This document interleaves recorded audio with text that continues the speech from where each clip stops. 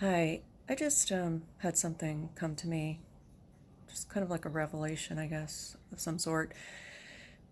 When I'm going to compare doctors to therapists, and sometimes people just don't know everything. Um, so I'm sure you've been to the doctor and you've talked to your doctor about something that you've discovered, and then your doctor looks at you and they have no idea what you're talking about. Well, I'm going to talk about that when it comes to therapists. Therapists run the gamut. There's a wide band of their knowledge about where organically symptoms or behaviors of different types of psychological issues or labeled, let's say, personality disorders or personality traits come from. I want to just say this. It just came to me, and I really do believe there's some truth to this. I feel, because of my own um, experience, that people who have had cocaine use or cocaine addiction, um, heroin, fentanyl, like real strung out addiction that arises not initially from being really in pain, like they were prescribed, some type of pills because they were really in pain, and then went on to uh, develop a substance use disorder. But people who just started using opioids because they just wanted to get super high, and they usually cross over and they'll do cocaine if it's put in front of them, or crack. Anybody, especially, I mean it, especially stimulants. So, like cocaine, meth, and what's sad is I don't know. I don't have a lot of experience with kids that have been personally who have been put on Adderall.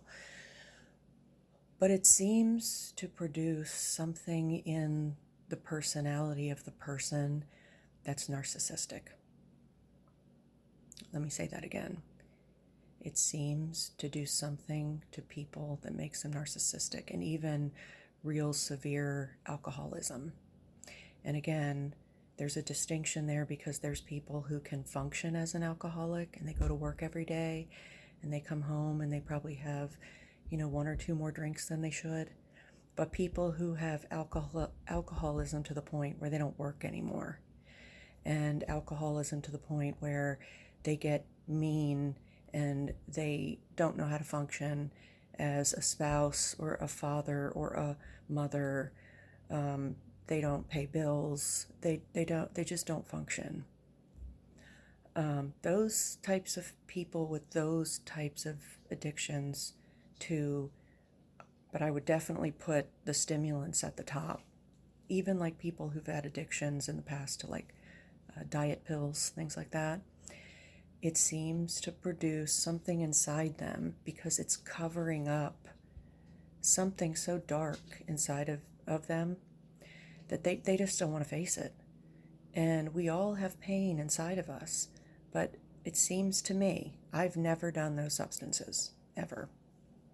But it seems to me that anybody I've ever come into contact with that has had a cocaine, especially a cocaine addiction, they have, I'm not saying they are diagnosed narcissistic personality disorders, but they really seem to have very strong narcissistic traits. And then if you grew up in a family like me, where you were around a lot of people who were addicts and had strong narcissistic traits, and then you're on the other side of the spectrum, which I became a very strong codependent, and I thought I'm supposed to take care of people like that. Then when you grow up, you just attract, it's like a magnet, they're attracted to people like me. And it's, anyway, that's it. I don't want to get emotional. Just be aware of that.